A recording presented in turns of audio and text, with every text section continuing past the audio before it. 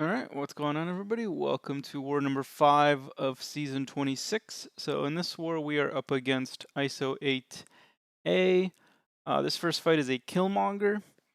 So I took this fight in the 11th war last season, which was the only war I died in. I died to the second fight on this path.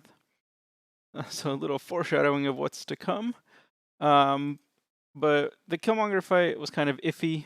When I did it, I think I lost about like half of Omega's health, which is not good. So the plan this time was hopefully to be able to actually just throw an SP2. If I can get him to 2 bars of power, then I can just throw my SP2 to reset the strike counter instead of letting the Furies build. So here I'm going to lock in only 9 spores, which is of course not ideal, but it's alright. It's not the end of the world. So there I am actually able to push him to 2 bars of power and reset the strike counter, which was really nice. Here I'm losing my spores, unfortunately, but I do still have my death field, so I should get them back.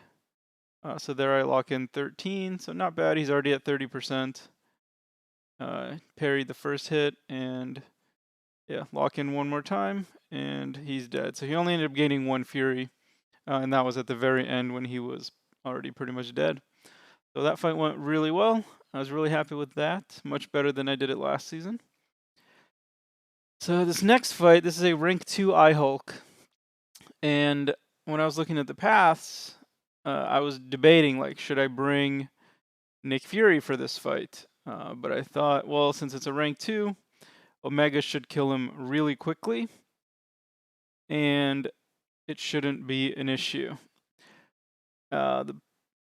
So, in retrospect, that was a mistake. I should have brought Nick Fury for this I-Hulk and just spammed special ones, and it probably would have been fine. This fight, however, is completely doable with Omega. There's no like issue doing it with Omega. So I'm trying to just build some spores before I actually lock in the degen, and then I'm gonna do I think a combo here, yeah, or at least 2 hits. So yeah, lock in 20, only 21, but not too bad. I practiced the spacing on the heavy counters and the special 1 counters, and you'll notice I'm not throwing any specials. Which, again, in retrospect, poor decision. I should have just been resetting the strike counter. But there he gets his unblockable, but because this is a... I should have hit him... I should have done a full combo there. That was quite poor. So he does regen 35%, which is considerable, and that's because Omega applies degen constantly. But the fight is pretty simple because of the Power Focus 1. You can just keep baiting specials, and right there, when I did the duels, I never got hit trying to heavy counter his SP1, so I thought it was pretty easy. Unfortunately, there, I got hit and got smashed. He hit me twice. His special 1 has a 60% chance to stun, so I only had a 40% chance to survive that. If he didn't stun me, obviously I would have been fine.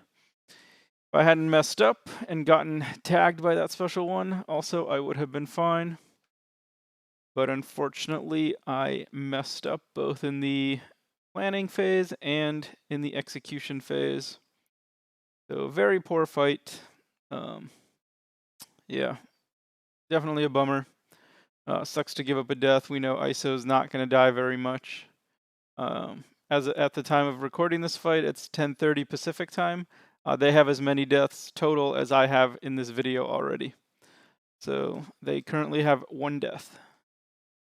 But yeah, ended up taking him down. Definitely should have brought Nick for that fight. Super bummed. But yeah, can't ever let mistakes pile on. So take a moment, regroup, go back in.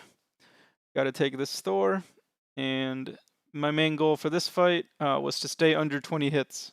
I don't want to risk him getting an SP3. So I need to kill him in under 20 hits. That is the priority. So lock in some spores.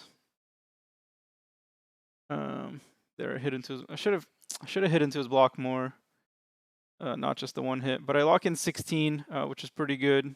So there he's kind of melting down. He's got 20.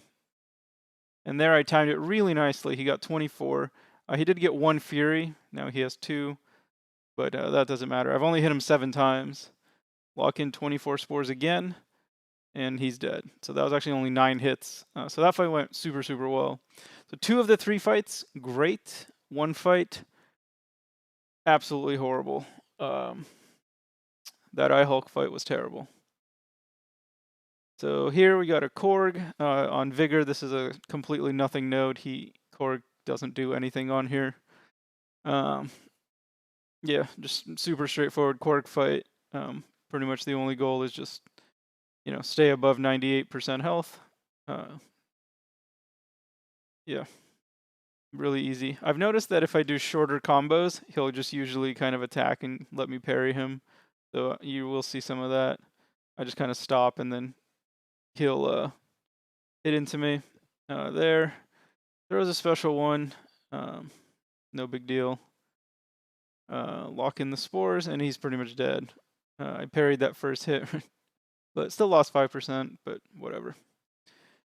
Just standard, easy Korg fight. This is probably the easiest. I fought Korg on this node a few times. This is definitely the easiest node you can put him on. So then my last fight, this is going to be this Mole Man on Buffet.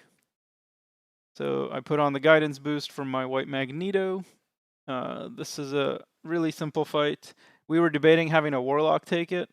In retrospect, this is definitely the correct matchup. Very easy. The pre-fight does knock you back, always kind of annoying. You can see there, for whatever reason, I lost spores, even though it didn't really knock me back too much. But yeah, I don't care about the strike counter. My only goal in this fight is just don't dex, don't trigger the Buffet node, and he's almost dead. I almost hit into his block there out of instinct, but I didn't. So there he throws the special. This was my last Omega fight. I just eat it, and he doesn't even get fully out of the ground before he goes to sleep. So yeah, that'll do it for my part in this war. We are currently losing, not looking too good. Like I said, they only have 1 death so far, so looking like we'll be 3-2 after this war. And yeah, that'll do it for this one. Thank you for watching, and I'll see you next time.